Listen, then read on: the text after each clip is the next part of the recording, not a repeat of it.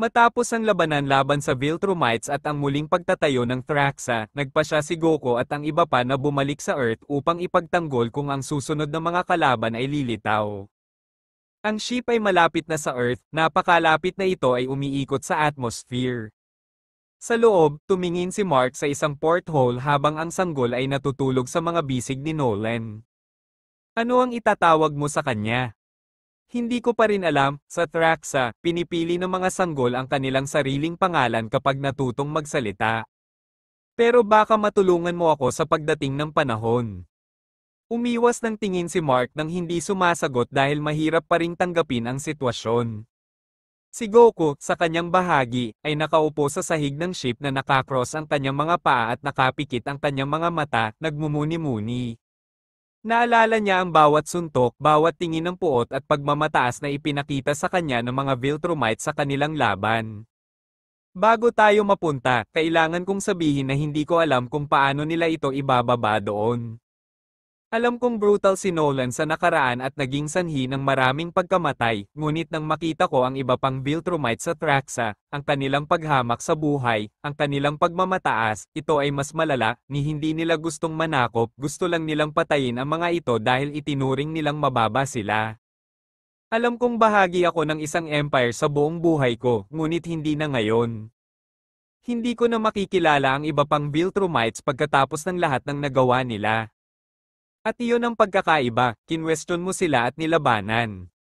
Iyan ang kailangan mong ipakita sa Earth na kaya mong ipaglaban para protektahan ito mula sa Empire. Ganun pa man, hindi ganoon kadaling tatanggapin ni Cecil. Hindi rin ang mga taong nakakita sa aking ama na sinira ang lungsod ng walang awa, lalo na ang gobyerno. Bago natin ipagpatuloy, maaari kang mag-subscribe sa channel na ito upang maging updated ka sa mga susunod na videong ating ipalalabas.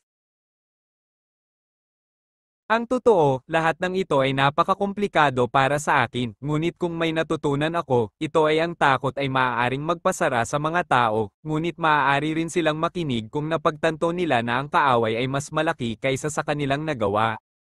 Nagsalita siya habang inaalala ang pagkamatay ni Vegeta sa planetang Namek dahil kahit isang taong may pagmamalaki sa kalaunan ay nakilala niya kung gaano kadelikado si Frieza at ipinagkatiwala sa kanya ang laban. Sa maikling katahimikan na iyon, bahagyang gumalaw ang sanggol, nagpalabas ng maliit na tunog na pumutol sa tensyon. Mas maingat siyang niyakap ni Nolan, tinitiyak na mananatili siyang kalmado. Oo, tama ka, kailangan kong subukang ipakita sa kanila iyon.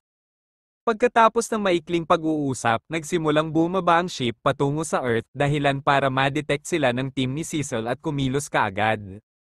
Hindi nagtagal, naghanda siya ng isang dosenang drone at armas para palibutan ang landing zone habang nakaupo siya sa isang monitoring room kasama ang kanyang partner na si Donald, handang tingnan kung sino ang sakay ng ship na iyon. Nang makarating sila, lumabas si Goku kasama sina Nolan at Mark na inihayag kung sino sila. Nahuli ito ng mga drone na umiikot sa ship na ikinagulat ng team ni Cecil sa kanilang nakikita. Ano ang ibig sabihin nito? Ito ba ay isang uri ng masamang biro? Hindi, sir. Ito ay higit pa sa nakumpirma na ito ay si Nolan Grayson na sinamahan ni Goku at Mark. Ngunit mayroon ding isang sanggol na sakay. Maaari ba itong maging isang bitag?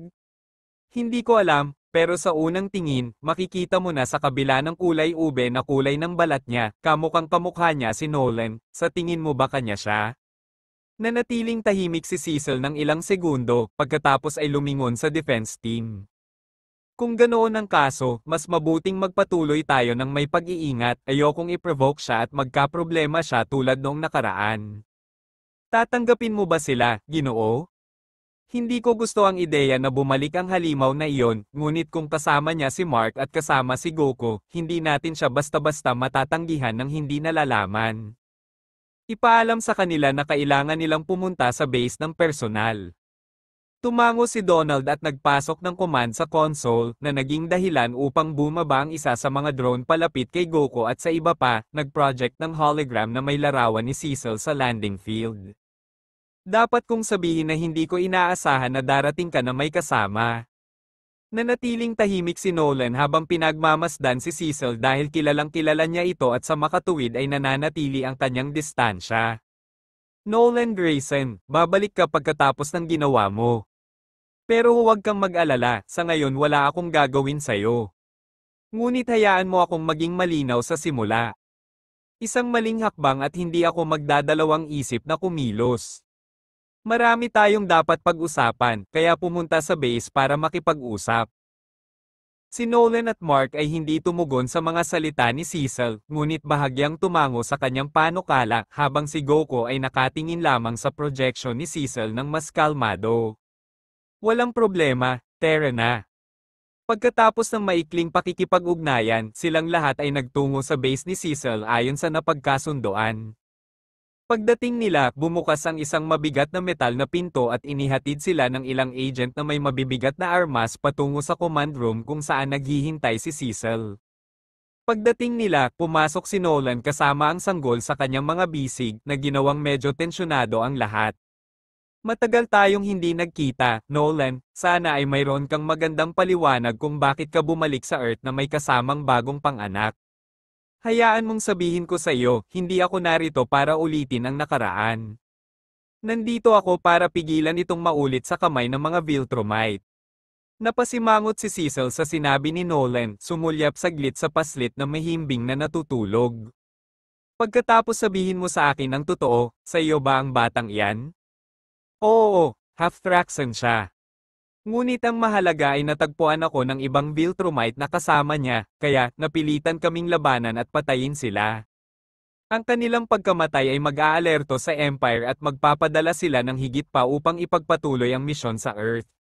Ang mga salita ni Nolan ay may kaunting kredibilidad, ngunit si Cecil ay hindi nagtiwala sa kanya, kaya bahagyang lumingon siya kay Goko para sa isa pang opinyon dahil tiyak na hindi ito magagawa ni Mark dahil ito ay ang kanyang ama. Dahil kasama mo sila, gusto kong malaman ang iyong opinyon, sumasang-ayon ka ba dito, ang pagbabalik ni Nolan dito sa Earth? Saglit na ipinikit ni Goko ang kanyang mga mata at pagkatapos ay nagsalita ng may katahimikan na taliwas sa tensyon sa silid. Sa tingin ko ito ay para sa pinakamahusay. Noong wala ako, nakita ko kung ano ang kaya ng mga Viltrumite. Hindi nila gustong manalo, gusto lang nilang lipulin, kinamumuhian nila ang anumang buhay na itinuturing nilang mas mababa, kahit na ang kanilang sariling mga kaalyado kung hindi sila sapat na malakas. Nakalaban ko na ang malupit na nilalang, mga tyrant na sumisira ng mga planeta para lang sa kasiyahan. At maniwala ka sa akin, ang mga Viltrumite ay nasa parehong kategorya. At kahit na sa lahat ng iyon, nakita ko si Nolan na humarap sa kanila at sa kanilang mga mithiin. Pinili niyang protektahan ang mga tao sa halip na manakop, inilagay niya ang kanyang buhay sa panganib para sa mga nilalang na minsan ay nawasak ng walang pag-aalinlangan. Hindi ko sinasabing kalimutan na natin ang lahat ng nangyari noon. Lamang na nakikita mo ang parehong bagay na nakita ko upang maiwasan ang mas masahol pa. Si Cecil ay nanatiling hindi kumikibo sa mga salita ni Goko, seryosong isinasaalang-alang ang kanyang sinabi. Dahil ang alaala ng mga biktima ni Nolan ay nakabitin sa ere na parang hindi nakikitang bigat. Daan-daan ang namatay sa kanyang kamay, bakit ngayon nagtitiwala sa kanya? Dahil wala na tayong ibang pagpipilian. Hindi ko rin siya napatawad, pero nandoon ako, nakita ko yung ibang Viltrumite, at kung ang mga taong iyon ay umabot sa Earth at hindi tayo handa, uulitin nila ang nangyari noong 1 taon, sa pagkakataong ito, wala nang panahon para pigilan sila. At ano ang iminumungkahi mo, Mark? Maaari mong panatilihin ang mga ito sa ilalim ng kontrol, ngunit gamitin ang mga ito upang labanan, dahil kung hindi mo gagawin, lalaban tayo sa isang digmaan na maaaring magdulot ng maraming pagkamatay. Sige, pero hindi ito permanenteng kasunduan, mananatili si Nolan sa ilalim ng patuloy na pagbabantay. At ang kanyang anak din, kung magsisimula siyang magpakita ng mga palatandaan ng pagsalakay. Huwag kang mag-alala, kung magre-rebelde man siya, ako na ang bahalang humarap sa kanya, pangako ko. Ang bigat ng kanyang mga salita na kahit si Cecil ay tila itinuturing ang mga ito bilang isang garantiya ng seguridad dahil alam niyang mas malakas si Goko kaysa sa ibang nilalang. Sana maalala mo ang sinabi mo. Donald, sa ngayon, mag-set up ng safe zone para sa kanya at ikonekta ako sa mga tao sa Pentagon. Ito ay magiging mahirap ipaliwanag. Tumango si Donald habang papalabas ng silid kasama si Cecil. Samantala, sinimulan ni Nolan na isaalang-alang kung ano ang dapat niyang gawin, kaya kinausap niya si Mark. Anak, may kailangan pa akong itanong sa iyo at hindi ito madali. Ano na ngayon? Gusto kong dalhin mo ang sanggol sa iyong ina na si Debbie. Biglang lumingon si Mark, parang sinampal ng mga katagang iyon. Nahihibang ka ba, pagkatapos ng ginawa mo sa kanya pagkatapos mo siyang iwan na may durog na puso at mawala, inaasahan mo ba talagang tutulungan ka niya? Hindi ko inaasahan na tutulungan niya ako. Kaya nga tinatanong kita. Hindi niya ako papakinggan at malamang na hindi niya ako papadaanin sa pintuan. Pero ikaw, anak kanya, baka makinig siya sa'yo. Tinakpan ni Mark ang kanyang mukha, malinaw na galit, ngunit nakulong din sa hindi may kakaila na katwiran ng argumento. Nilingon niya ang sanggol na mahimbing na natutulog. At ano ang gagawin mo? Simulan ang ating pagsasanay, hindi lamang para may pagtanggol mo ang iyong sarili mula sa mga Viltrumite, ngunit para maging mas malakas ka kaysa sa akin, mas malakas kaysa sa sinuman sa kanila. At para dyan, kailangan kong mag-focus ng buo hanggang sa maging handa na rin ang kapatid mo.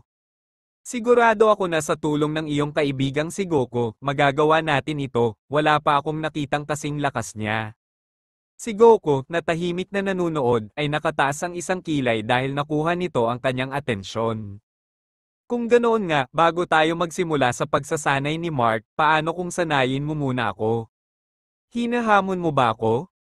Parang curious ako, nakita kong lumaban ka sa Traxa at napansin kong malakas ka, kaya gusto kong makita kung hanggang saan ang lakas na iyon. Mag-aaway ba kayong dalawa? Hindi away hanggang kamatayan, laban lang para sukatin ang sarili namin at mas makilala ang isa't isa. Sa aking mundo, ang mga away ay isang paraan din para magkaintindihan. Nag-alinlangan sandali si Nolan dahil hindi siya isang mandirigma para sa hilig tulad ni Goku. Lumalaban siya dahil sa pananalig, wala sa tungkulin.